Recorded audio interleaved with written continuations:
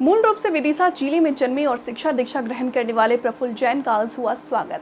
प्रफुल्ल जैन 1989 में कर रहे हैं रहस्य के इसरो में काम। व्यापारी एवं उद्योग मंडल की ओर से रविंद्रनाथ टैगोर ऑडिटोरियम भवन में किया गया प्रफुल्ल जैन का सम्मान।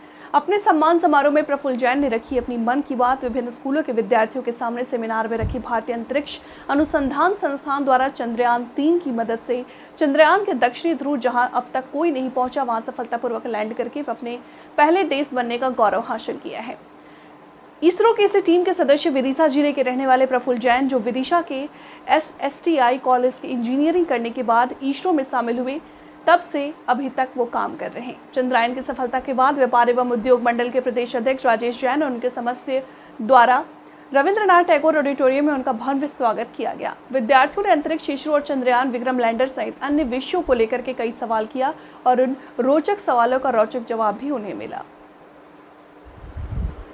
आयोजन ऑडिटोरियम में किया गया है। आज भारतीय उद्योग व्यापार मंडल मध्य प्रदेश और पूरे शहर के आप और हमने हमारे देश का गौरव, हमारे ज़िले का गौरव SSTI से pass out doctor Prafulla Jain in ISRO director जो हैं, उनका यहाँ सम्मान समारोह रखा गया। इससे पहले 1 घंटे उनने विदिशा के विभिन्न स्कूल कॉलेज के बच्चों को यहाँ मार्गदर्शन दिया। बच्चों ने बहुत अच्छे क्वेश्चन आंसर करे, उन्होंने हर क्वेश्चन आंसर का बहुत जवाब दिया। इसके बाद ये सम्मान समारोह हमारा आयोजित है और हमारे लिए बड़ा गौरव है कि आज हम उनका सम्मान कर रहे हैं। किस ओर से किया जा रहा है ये?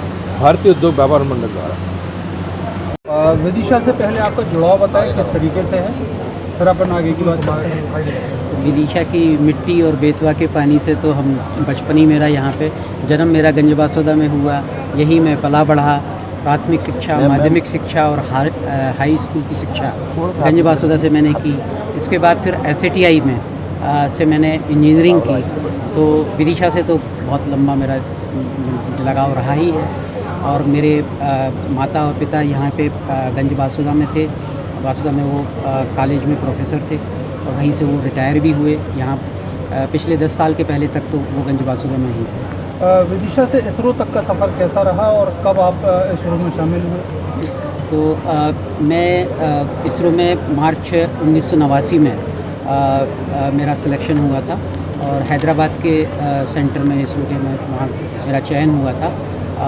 1988 में मैंने यहाँ से इंजीनियरिंग SSTI से इंजीनियरिंग की थी। पहले मैं यहीं कॉलेज में लेक्चरर था और इसके बाद फिर मेरा सिलेक्शन वहाँ इसरो में हुआ। इसके बाद 1989 से 13 साल तक मैं हैदराबाद के केंद्र में मैंने एक वैज्ञानिक अभियंता के रूप में काम किया, जहाँ पे मैंने जो रिमोट सेंसिंग उपग्रह होते हैं उनके जो भू अर्थ स्टेशन होता है उसकी डिज़ाइन और सिस्टम इंजीनियरिंग में काम किया। इसके बाद फिर मेरा ट्रांसफ़र अहमदाबाद हुआ, जहाँ पे मैंने कम्युनिकेशन सैटेलाइट की का जो स्टेशंस होते हैं उनके इंस्टॉलेशन और उनके प्रोजेक्ट मैनेजमेंट में काम किया। फिर मैं इसरो मुख्यालय में मुझे वहाँ पे नियुक्त किया गया और 17 साल मैंने इसरो मुख्यालय में इसरो के पूरे जो कम्युनिकेशन सैटेलाइट के कार्यक्रम हैं उस कार्यक्रम का पूरा प्लानिंग और मॉनिटरिंग की जिम्मेदारी थी। इसके अलावा EDUSAT, tele education, telemedicine application का भी काम वहाँ पे हमने किया। इसके बाद फिर अब जब पिछले साल भारत सरकार ने इन स्पेस जो है संस्था है, Indian National Space Promotion and Authorization Centre, उसका जब इसरो मुख्यालय का अहमदाबाद में माननीय प्रधानमंत्री जी ने उद्घाटन किया, उस समय मुझे इसरो से उस इन स्पेस में डायरेक्टर के पद पर नियुक्त किया गया और पिछले साल से मैं अब अहमदाबाद में ही ISRO headquarter in space headquarter में हूँ। चंद्रयान 3 की जो सफलता आप सबने देखी है उसमें आपकी क्या भूमिका रही? जैसा मैंने बताया कि अब मैं इन स्पेस में प्रोग्राम मैनेजमेंट एंड ऑथराइजेशन में डायरेक्टर हूँ और जो प्रोग्राम मैनेजमेंट एंड ऑथराइजेशन है उसका जो रोल है वो देश में कोई भी अंतरिक्ष की गतिविधियाँ हों उसको वो ऑथराइज़ करते हैं।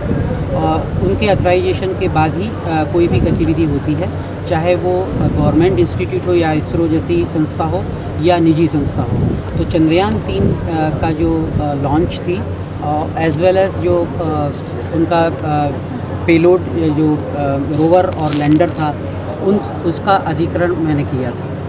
तो उसका काफ़ी मूल्यांकन किया जाता है और जो सवाल था हाँ जो विक्रम लैंडर और प्रज्ञान रोवर था इसमें जो टूल्स और इक्विपमेंट थे वो इसरो के एनवायरमेंट में थे या उनमें आउटसोर्स का सहयोग लिया था, जैसे DHL या L&T या टाटा या और कोई अदर प्लेयर्स, तो उसका क्या भूमिका थी?